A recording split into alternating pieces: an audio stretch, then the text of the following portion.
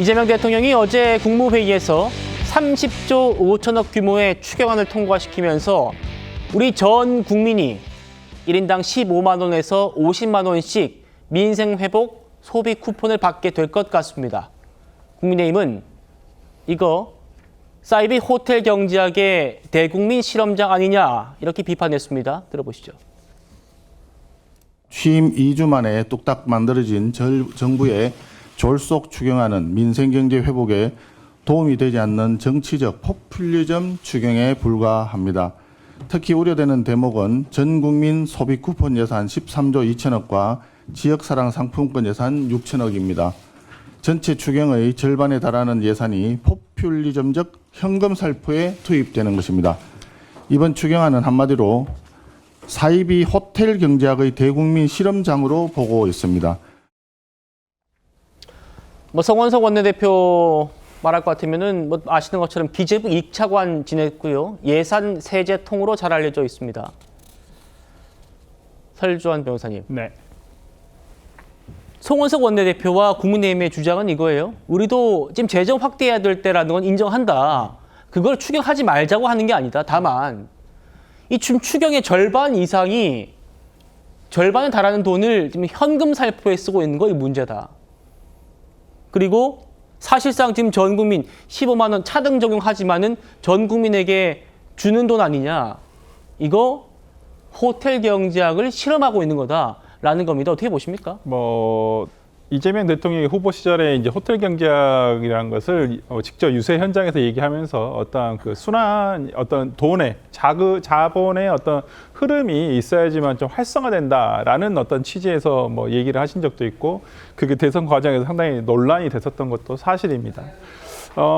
이재명 정부가 어떤 그 출범을 하게 되면 어떤 추경을 통해서 이런 현금 지원이 있을 것이라는 것은 이미 예고가 돼 있었던 상황이었던 만큼 실시를 하는 거에 있어서 지금 국민의힘에서도 어떤 재정 경제성보다는 재정 건전성보다는 어떤 좀 지금은 너무 이제 떨어진 경기를 어떻게든 조금 활성화시켜야 한다는 점에서 어떤 돈이 돌아야 된다라는 점에서는 동의를 하고 있습니다만은 네.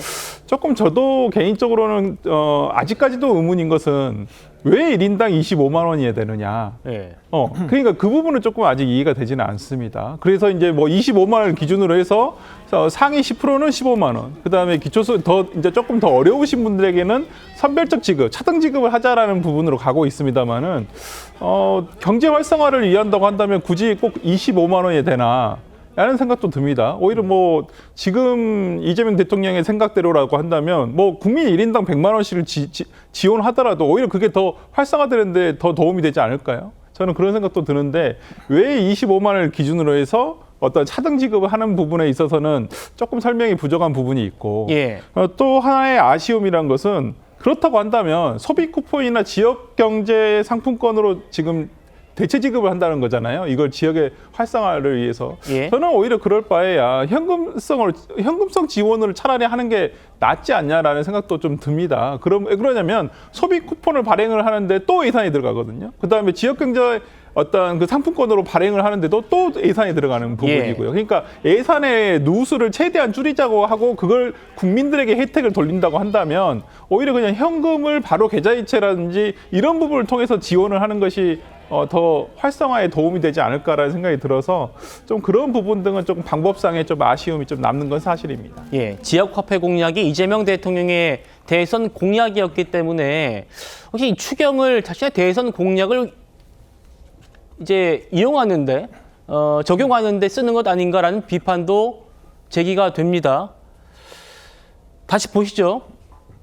국민들께서는 내가 어쨌든 정부에서 돈 준다고 하니까 얼마 받을 수 있을까 굉장히 궁금하실 겁니다.